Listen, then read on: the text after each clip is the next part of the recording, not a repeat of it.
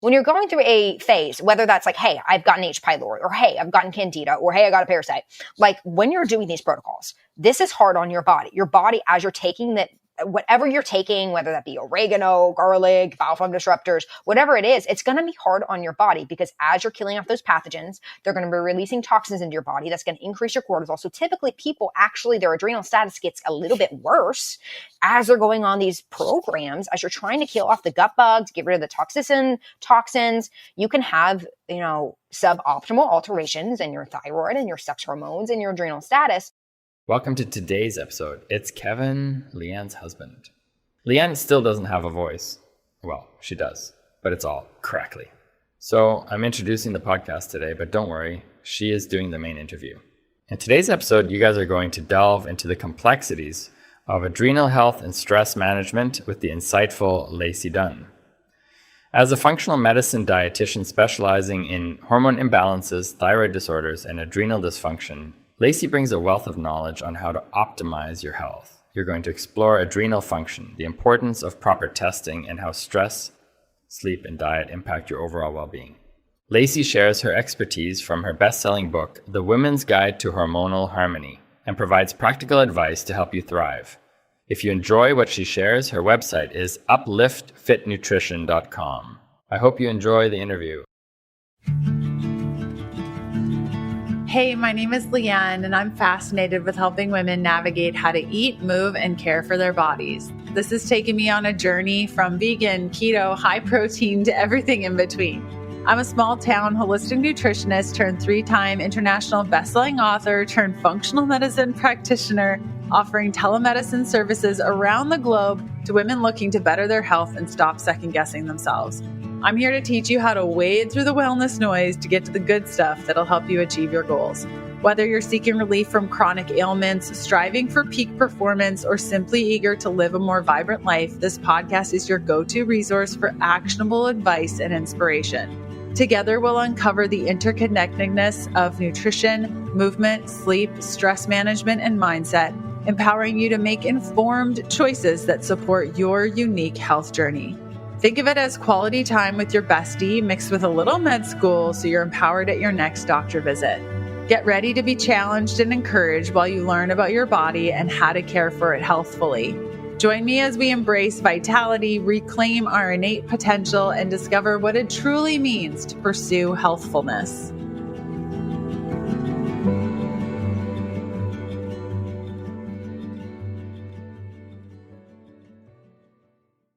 Hey, Lacey, how's it going? It's going great. I'm so excited to be on your podcast today, and it's just a beautiful day to be chatting with you. So thanks for having me on. Yes, of course. It has been a long time coming. I've actually thought about asking you multiple times. So I'm just so glad that you agreed and you're here. Oh, of course. To all your listeners, hello. You guys are in for a treat today. Yes, Lacey is always a treat. Can you tell us a little bit about you, what you do, what lights you up, just to kind of give us an idea of who Lacey is? Yeah, so I'll give a brief rundown because any shape or form of podcast I listen to, I just skip over the guest's intro. So hello, my name is Lacey. I am a functional medicine dietitian, previous bodybuilder, now all about helping people go from simply just surviving to absolutely thriving. And I have gone through my own cortisol issues, weight gain issues, mold, H. pylori, SIBO, candida, parasites, you name it, I've gone through it. And honestly, all of that has made me just such a better clinician and has completely brought me even closer to God. So I'm all about helping people get back to their very best self, feel absolutely comfortable and happy with their bodies, but also getting them back to absolutely just living their best life. And that's who I am. I still love weight training. I have this adorable tripod dog I'm obsessed with, and I am just a Netflix junkie. So that's about it about me. So, okay, adrenal dysfunction, adrenal fatigue, where do you land on? Is it dysfunction? Is it fatigue? Is it something else? Before we kind of get into the what's happening here, how do you classify the adrenal situation? Yeah, that's a great question because quote unquote adrenal fatigue is something that a lot of people are trying to latch onto, and it's not recognized in the medical community. So there's different levels of what can go wrong with the adrenals. So we have clinical diagnoses such as Cushing's disease. So the body is just outputting a crap ton of cortisol. There's Addison's disease in which we no longer make a lot of cortisol. Then there's clinical situations with cortisol issues to where there might be a hypothalamic pituitary issue with different things like CRH, ACTH. So not to like confuse your listeners, but we have clinical diagnoses in which the adrenals are actually not doing the way that they're not working the way that they should. And then we have subclinical diagnoses where this is what we're talking about today, where the adrenals are adapting to some shape or form of stress. So for your listeners to know, cortisol is typically outputted in times of stress, inflammation, infection, and that stress can be anything that the body perceives as a stress. So it could be internal, it could be external, it could be physical, physiological, psychological. So whether that's mental, emotional, spiritual, physical stress, the body responds by outputting cortisol, epinephrine, norepinephrine. And when it does that, it's trying to get you to run away from the internal or external tiger. So cortisol is released, whether that's Karen from work pissing us off, or we fall, we have an injury, or we're just a busy mom, just go throughout the day. And essentially, over time, that cortisol being high for a period of time starts to adapt. And this is what we call the adrenal adaptation phase. And then after months to years, or after maybe a very stressful event like a car accident, loss of a loved one, injury, surgery, then we walk into the low cortisol phase. So it's not essentially that over time, our adrenals stop working. It's our adrenals are adapting to the environment. And instead of pumping out cortisol, they actually start pumping out more epinephrine and norepinephrine, different catecholamines. And we could talk about the different things that happen when it comes metabolically, but I want your listeners to know that we can't have clinical diagnoses of our adrenals no longer working correctly. That can happen. But today we're talking about how does our body adapt to that cortisol response, because that's what we are seeing for the most part with everybody nowadays, especially when it comes down to the post-COVID era, is the adrenals have adapted to this really high stressful response. And so it's not like they're not working. They're working. They've just adapted, and we have to get back to a healthier physiological state through diet, lifestyle, and supplementation. So what I'm hearing you say is the adrenals go through a period of almost overproduction, and then kind of the swing of, is it underproduction, or would you say it's underproduction of the cortisol? Yes. So they definitely decrease the amount of cortisol output that they release. It's more of a safety mechanism response. Just like when it comes down to hypothyroidism, right? So if there's a stressor to the body's going to downregulate your own thyroid production. It's same with cortisol. So your body does decrease your own production. It doesn't go kaput. Your adrenal glands aren't fatiguing. They're just slowing and reducing the release of cortisol.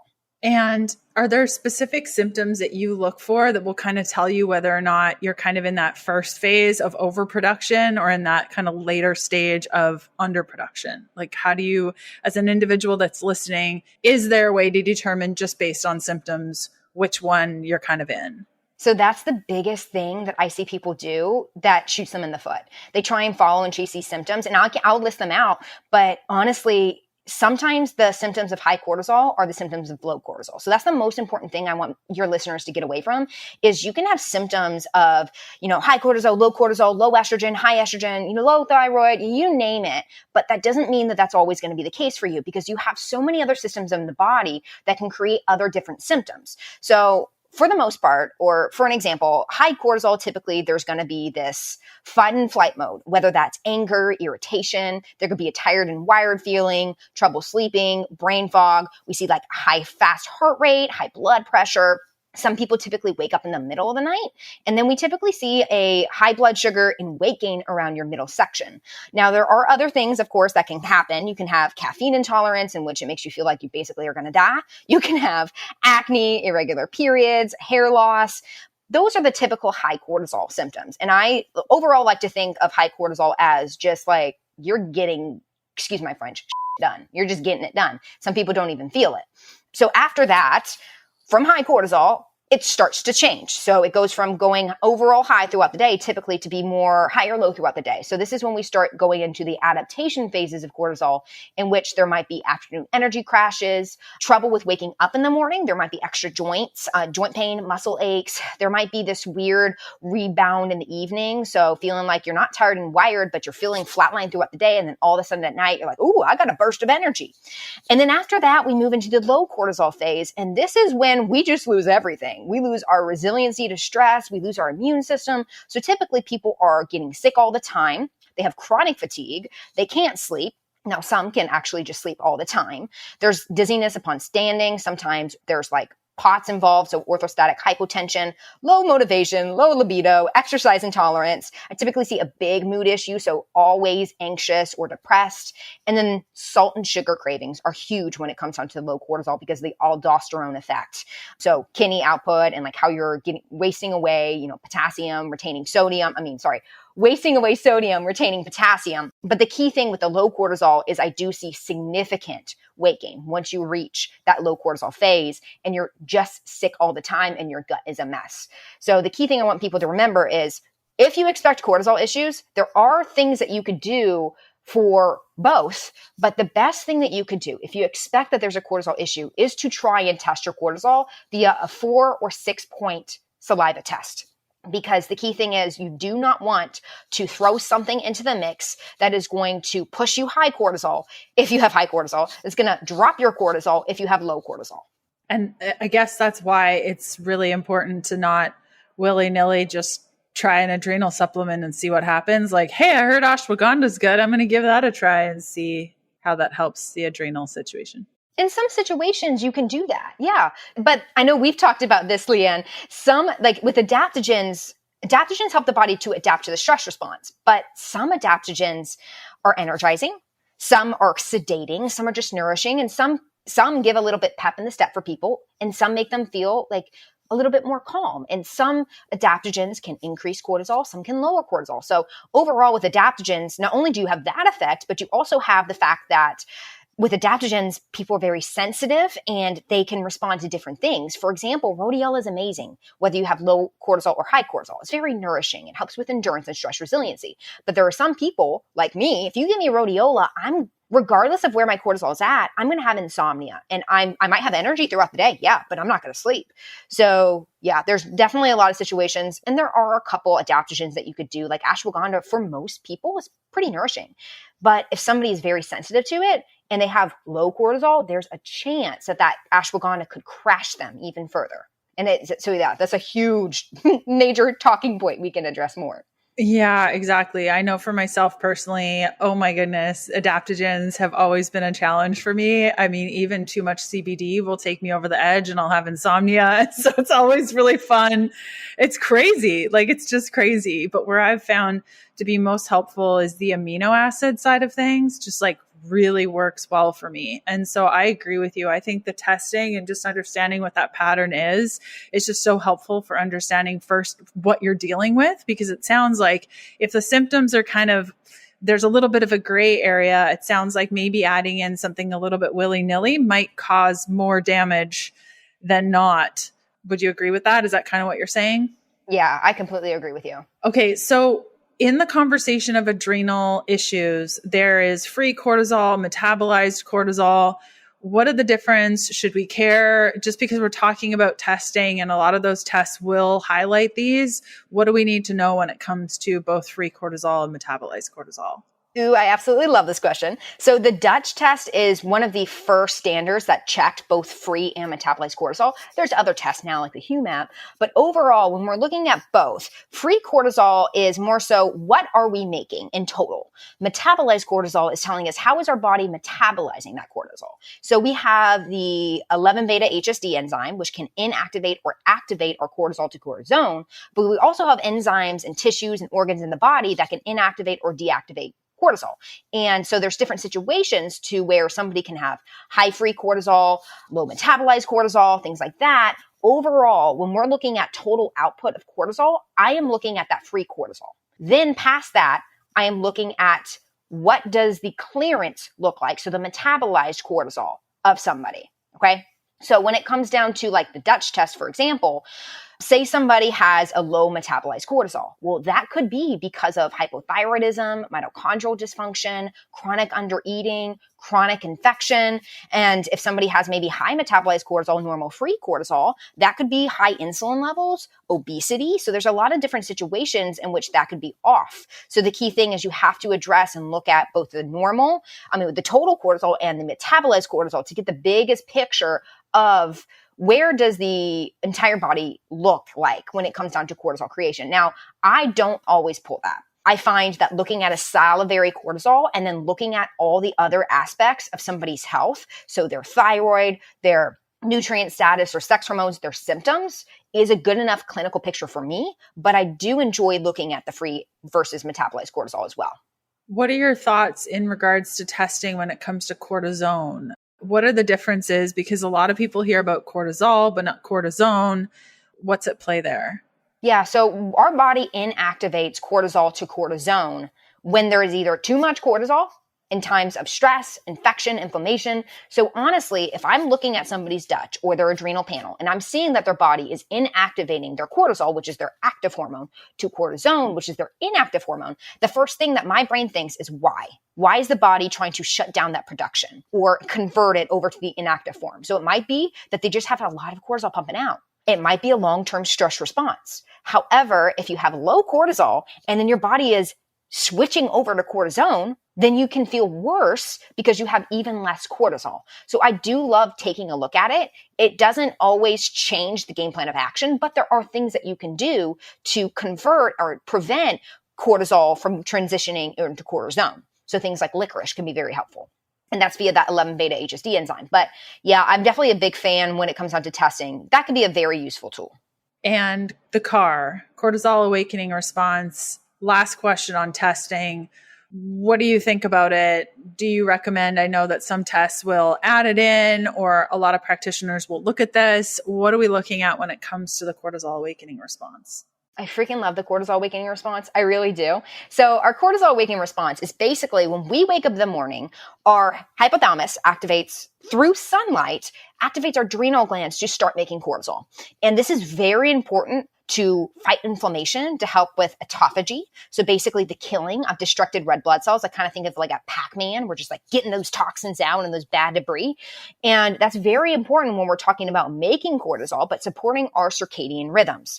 So cortisol is always and should be highest in the morning and lowest in the evening. So if you don't get a good cortisol awakening response, not only can that influence your energy levels, but that also can influence your body's ability to detoxify, fight inflammation. And over time, with a blunted cortisol awakening response, what we see is that transient effect in the rest of your cortisol. So typically then your body's either going to have a rebound in the evening, or we're going to see pretty much a flat line throughout the rest of the day. So that cortisol awakening response is extremely important. And the best way to support that really is making sure that you get active sunlight in the morning, or you can use a happy light.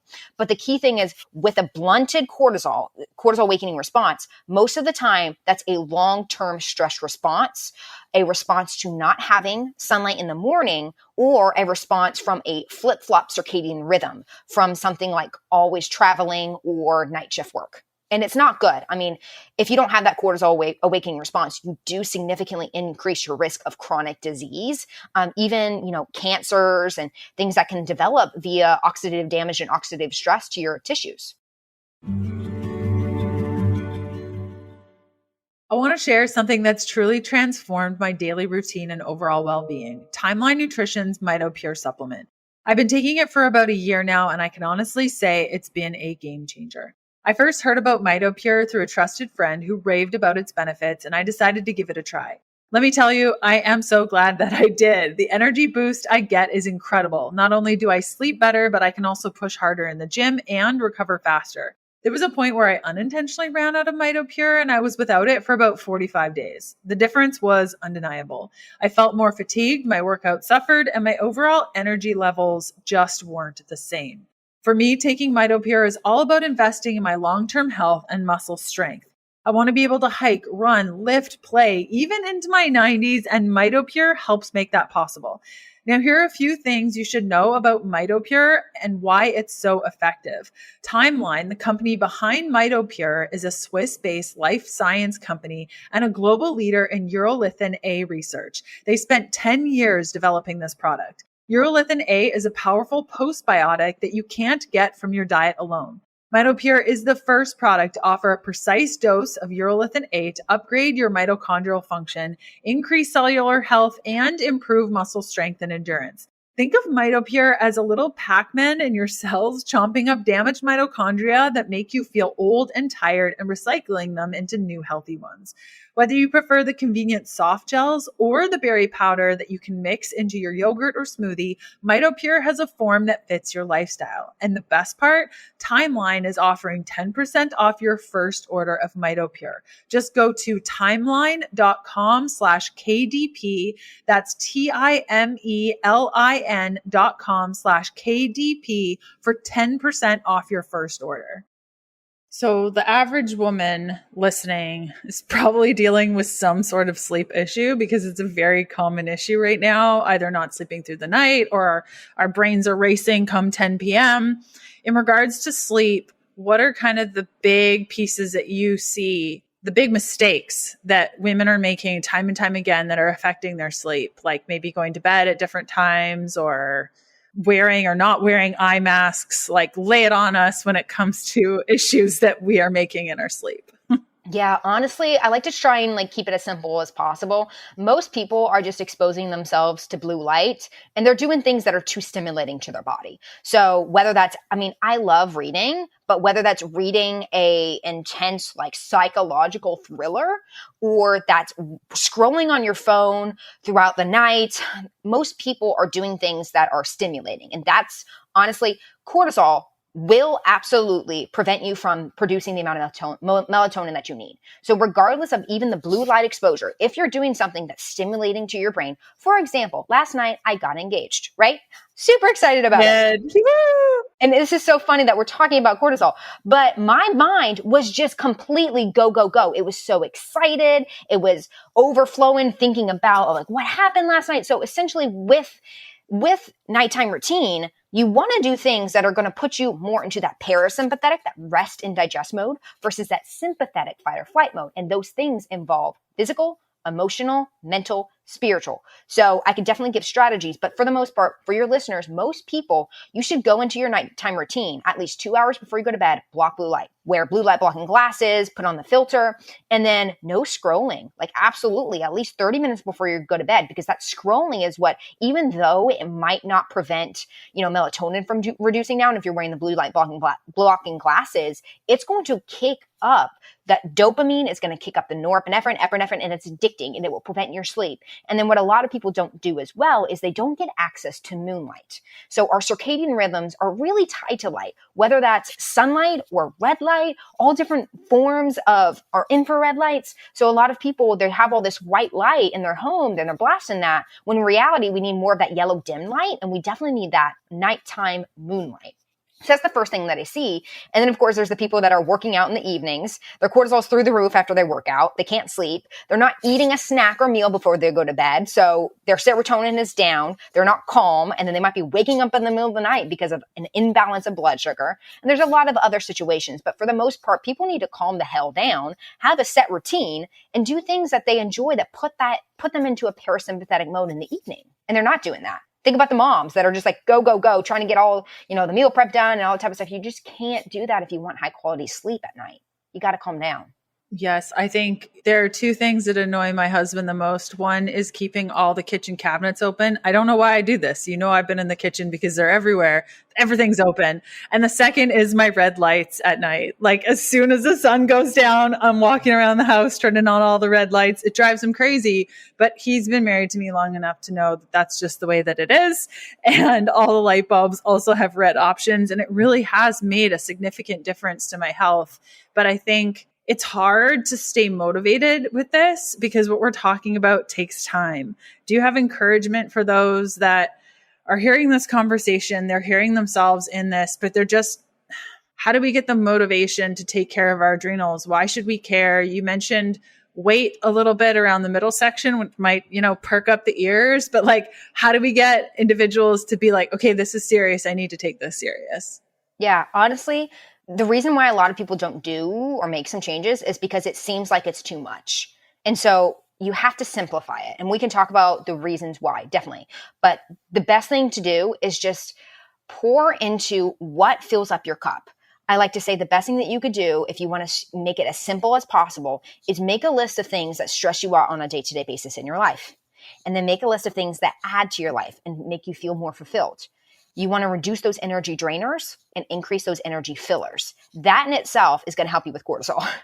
But the reason why, and there's other dietary lifestyle strategies we could talk about to support cortisol, but the reason why balancing your cortisol is so important is because not only does cortisol play a big role with your immune system and your ability to fight inflammation and infection, but it also significantly impacts your metabolism and your hormones. So what essentially will happen is if you're not controlling your circadian rhythm and working on your parasympathetic nervous system and staying out of fight or flight, your body, every single part of your body is actually going to adapt. Everything starts with your adrenal glands, basically in your brain. So if you don't take control of it, then essentially what's going to happen is you're going to start getting sick all the time.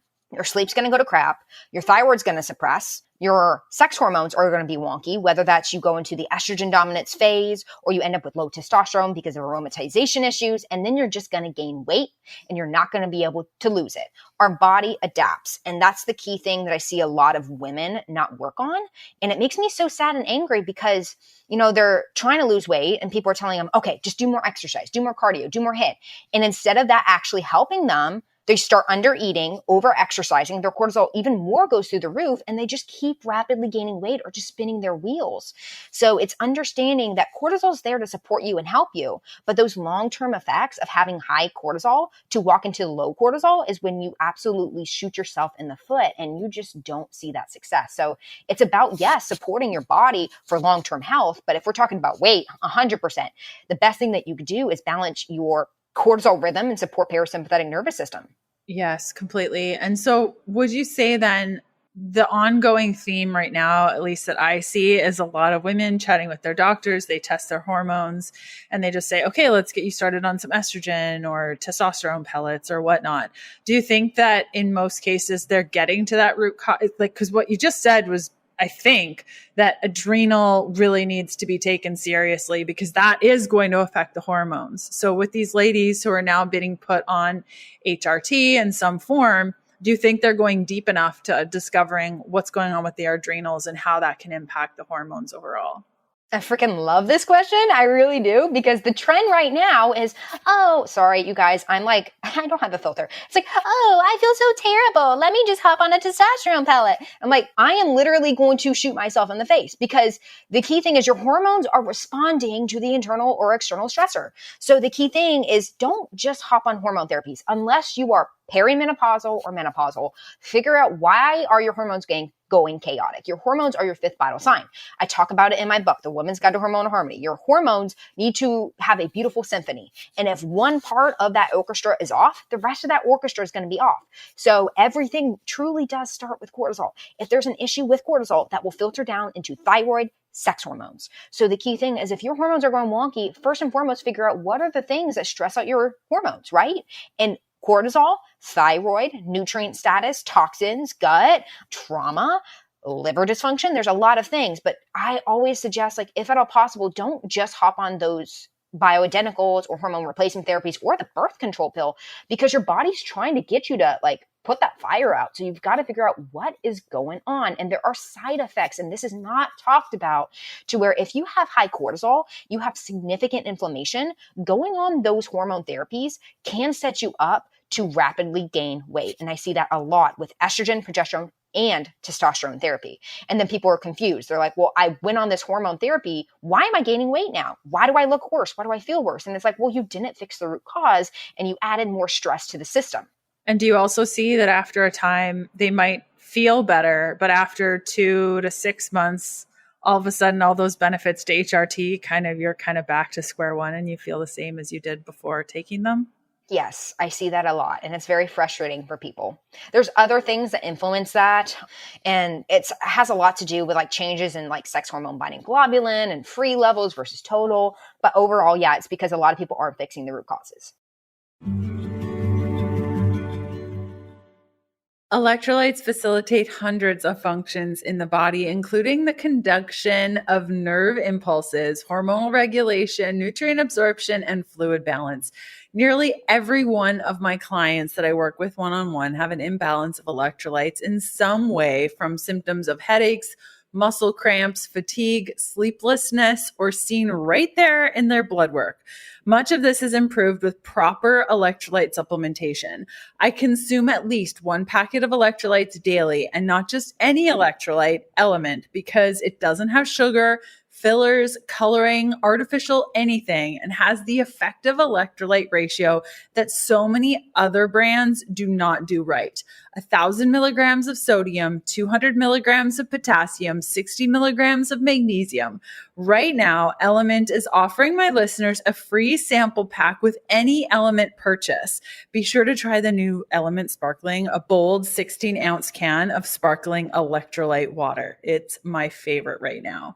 Get yours at drinklmnt.com/KDP. This deal is only available through my link.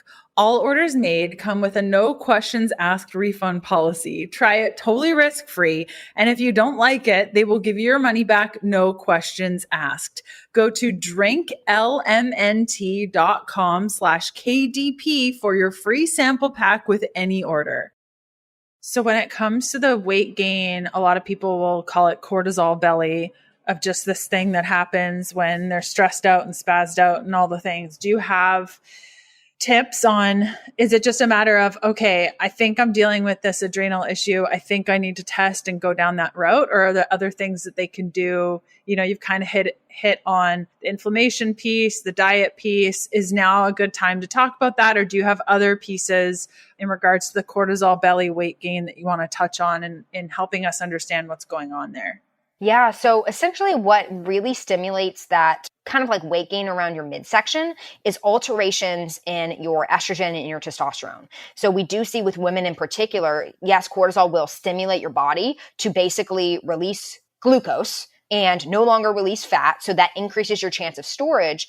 But also your body starts shuttling your fat into your fat tissue in your midsection, and it kind of becomes like an andropause. So like a low testosterone male type of weight gain for women. So the best thing that you could do is support your body with insulin sensitivity. So the best way to do that is ask, okay, what carbohydrates am I consuming? How am I consuming them? And how can I support my blood sugar? And then what can I do to lower inflammation in my body? So I know for your listeners, many of them are coming from the low carb world, right? Well, when I say insulin sensitivity and balancing your blood sugar, I'm not talking about going low carb. In fact, that can make your cortisol levels even worse, because if you don't have enough carbs in your body is going to even further try and pump out cortisol to get your liver to dump glucose. And then you've just got even more weight resistance, insulin resistance building, and potential weight gain, weight loss resistance. So the best thing that you could do is first and foremost, figure out, okay, how many calories do I need? What is my goal?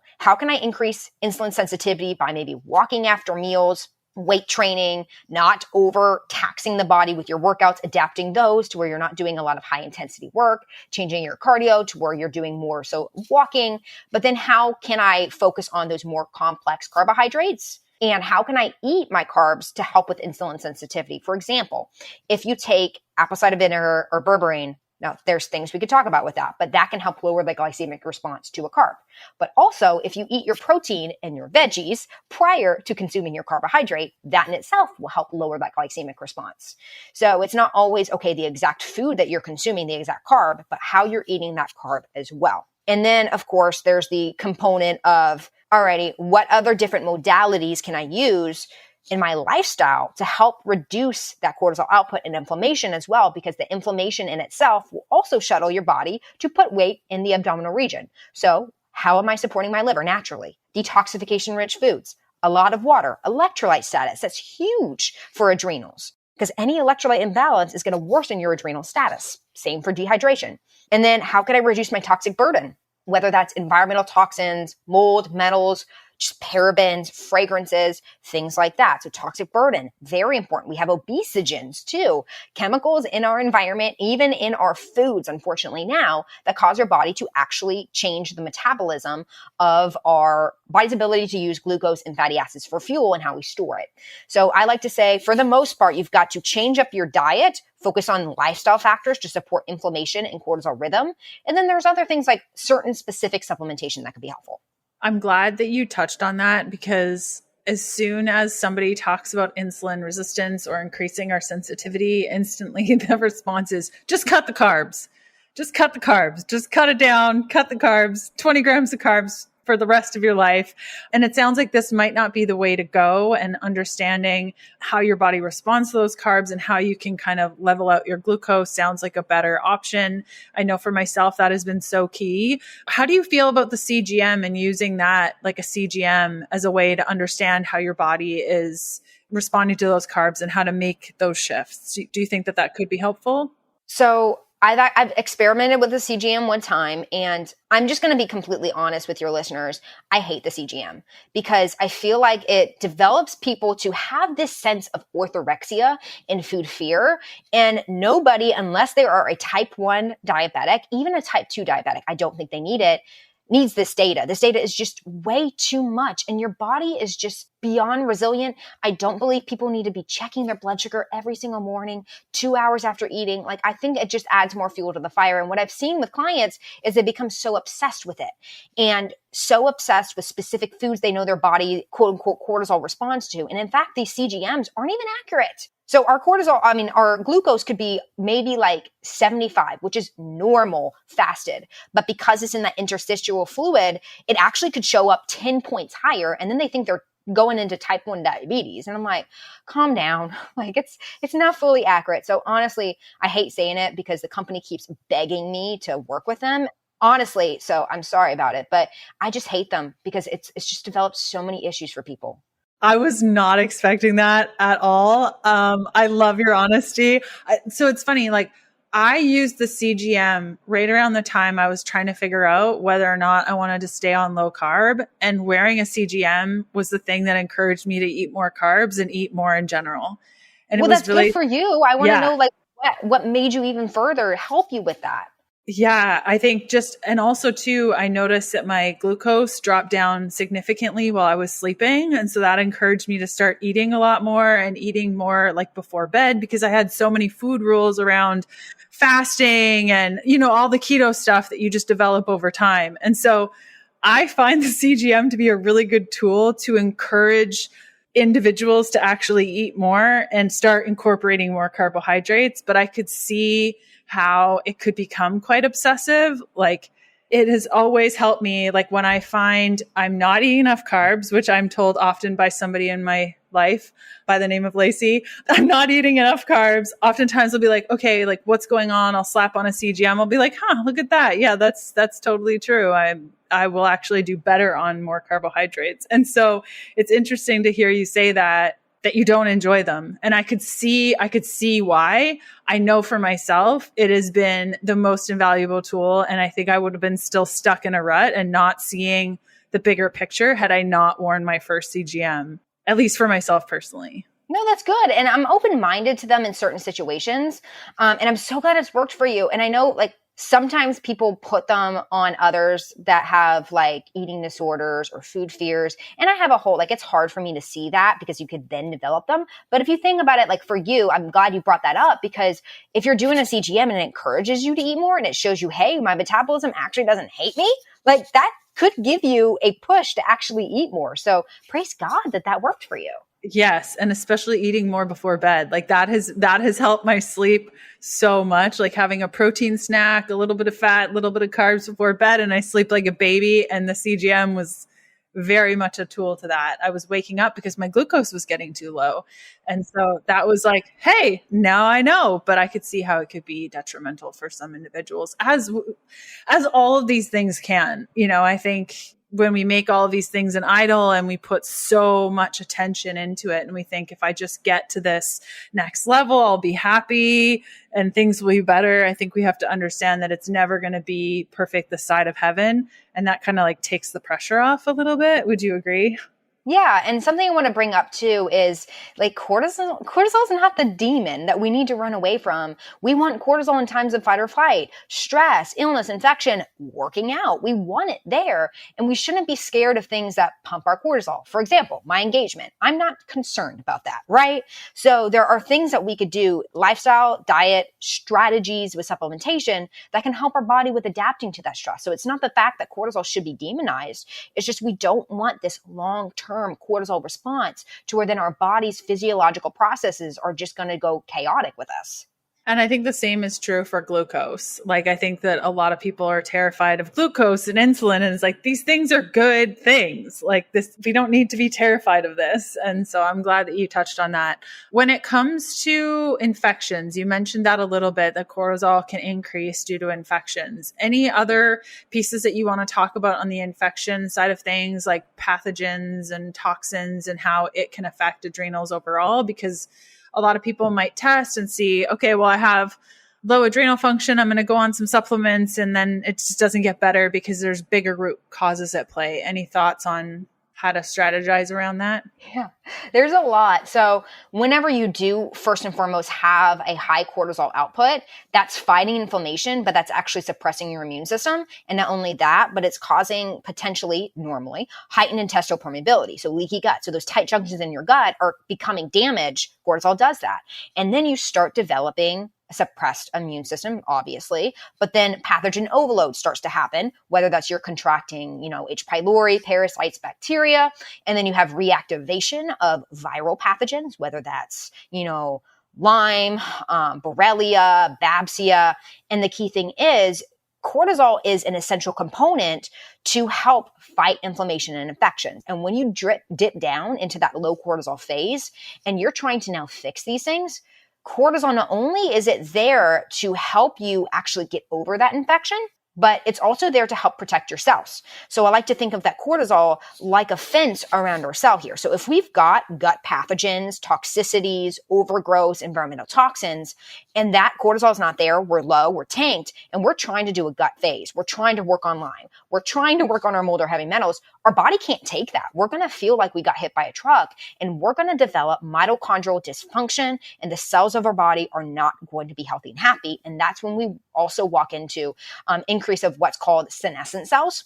And we start developing a lot of oxidative damage, a lot of oxidative stress. Then we start developing mast cell issues. So the key thing is you cannot and you do not want to address any significant overgrowth, pathogen, toxicity if you have low cortisol. That's why it's extremely important, in my opinion. If there's something going on, you've got to work on the gut, you're working on toxicities, you've got to look at your adrenal glands, because if you don't, you can make yourself feel worse and get worse. So what you're saying is some of these protocols, when you start to add in antimicrobials and you're working through drainage and all those things, it can actually affect the adrenals more so. Yeah, and it really can. So for example, and this is hard to talk about, but when you're going through and I know you felt this too, when you've gone through, and I felt it too, when you're going through a phase, whether that's like, hey, I've gotten H. pylori, or hey, I've gotten candida, or hey, I got a parasite. Like when you're doing these protocols, this is hard on your body. Your body, as you're taking that, whatever you're taking, whether that be oregano, garlic, bowel flora disruptors, whatever it is, it's going to be hard on your body, because as you're killing off those pathogens, they're going to be releasing toxins into your body. That's going to increase your cortisol. So typically people actually, their adrenal status gets a little bit worse as they're going on these programs, as you're trying to kill off the gut bugs, get rid of the toxins. You can have, suboptimal alterations in your thyroid and your sex hormones and your adrenal status. So it's extremely important to know where are you sitting at. That way you can mitigate those side effects as you go through treatment. The last piece that you talked about a little bit ago was just nutrient balance overall, and how you enjoy testing for nutrients and understanding nutrient status. How does that influence the overall cortisol picture? Because it sounds like understanding where your adrenals are at important with the Dutch test, but where does the testing of nutrients play a role, or do you test it, and kind of what's your approach there?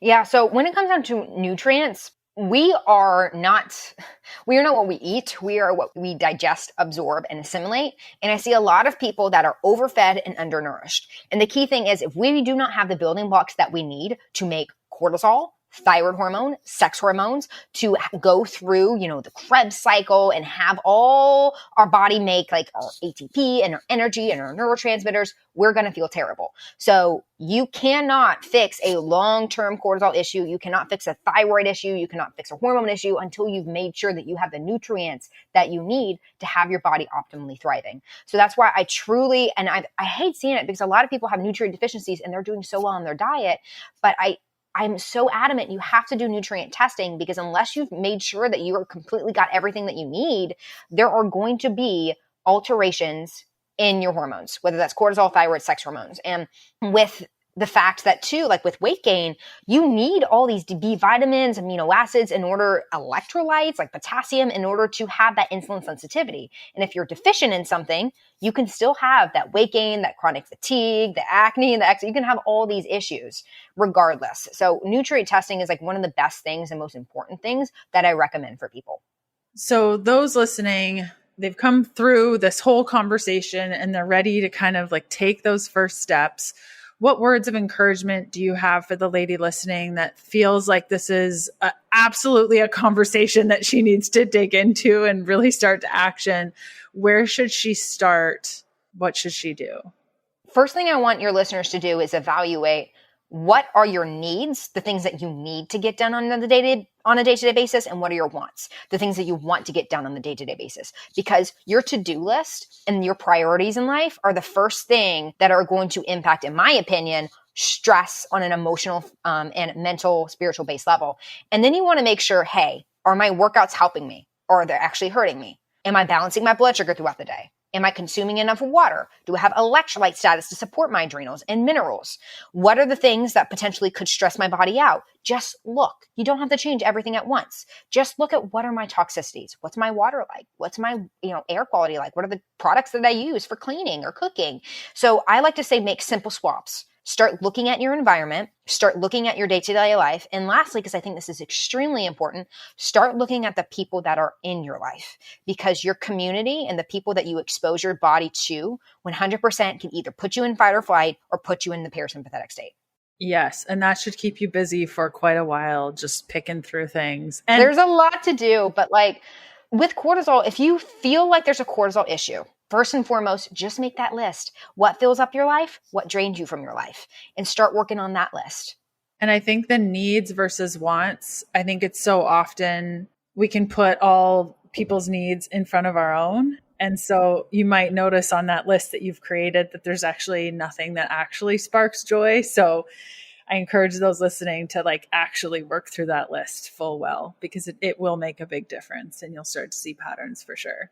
Yeah. And one more thing I'll bring up, and this is the hardest part, so don't start with this because it'll make you feel worse, is a lot of people have chronic trauma that they've never released, whether that's in their body or emotional, mental reactions. So you really have to work on those things, because other than that, like your body is trained to have a reaction from your past. So if you don't work on past experiences and traumas, your body is going to have this innate response that's going to trigger. And it might not be, for example, a stressor in your life that you react to sometimes. It's the body that is trained to have that flight or flight response. So you also have to work on those things, because over time, those will continue to hinder you from actually having balanced cortisol. Yes. Lacey, thanks for coming on the show today and dropping so many knowledge bombs. Where can people learn more from you and connect with you? Yeah, I love it. Thank you so much for having me on. Hopefully I didn't piss any of your listeners off with the CGM. I love it. You guys, my Instagram is at Faith and Fit. So I put a lot of posts and stories. My goal is to completely just educate people and make sure that they feel as confident and supported as possible with their health goals. I also have a book, The Women's Guide to Hormonal Harmony. So that will give you the tools, knowledge, and confidence that you need to take your health back, but also your body back. And that's on Amazon. And then if you want to check out my Root Cause Radio, you could do that as well. And then feel free to always slip in my DMs. If you have questions on testing, if you just want to chat, I'm basically always always on there. But thank you so much, Leanne, for having me on. It's been such a pleasure to get to chat with you. And I love that you're a fellow little nerdy self. So this has been lovely. Yes. And I will include all the links that you just mentioned in the show notes. If you guys aren't sure of the spelling of anything, just check out the show notes today. I'll include Lacey's website and her Instagram and the book and her podcast. And yeah, thanks for coming on. This was a blast. Yeah, you're so welcome. And I'm all about too, like, I have a bunch of different resources in my book, but if anybody has questions on like, hey, like, should I take vitamin C or like, ashwagandha or magnolia based on my status, please don't hesitate to ask me questions. I love questions. So I do want to reiterate that because I know a lot of people are scared sometimes to ask somebody. They're like, oh, she's an author, but like, please do. I love questions. Yes. And you're very good at answering them. So thanks. Thank you. Thank you for doing what you do every day. Oh, I love it. Thanks for listening to the Healthful Pursuit Podcast. Join us next Tuesday for another episode of the show. If you're looking for free resources, there are a couple of places you can go. The first to my blog, healthfulpursuit.com, where you're going to find loads of recipes. The second is a free parasite protocol that I've put together for you that outlines symptoms, testing, and resources to determine whether or not you have a parasite, plus a full protocol to follow to eradicate them from your life if you need to. That's available at healthfulpursuit.com/parasites. And last but certainly not least, a full list of blood work markers to ask your doctor for so that you can get a full picture of your health. You can grab that free resource by going to healthfulpursuit.com/labs. The Healthful Pursuit Podcast, including show notes and links, provides information in respect to healthy living, recipes, nutrition, and diet, and is intended for informational purposes only. The information provided is not a substitute for medical advice, diagnosis, or treatment, nor is it to be construed as such. We cannot guarantee that the information provided on the Healthful Pursuit Podcast reflects the most up-to-date medical research. Information is provided without any representation or warranties of any kind. Please consult a qualified health practitioner with any questions you may have regarding your health and nutrition program.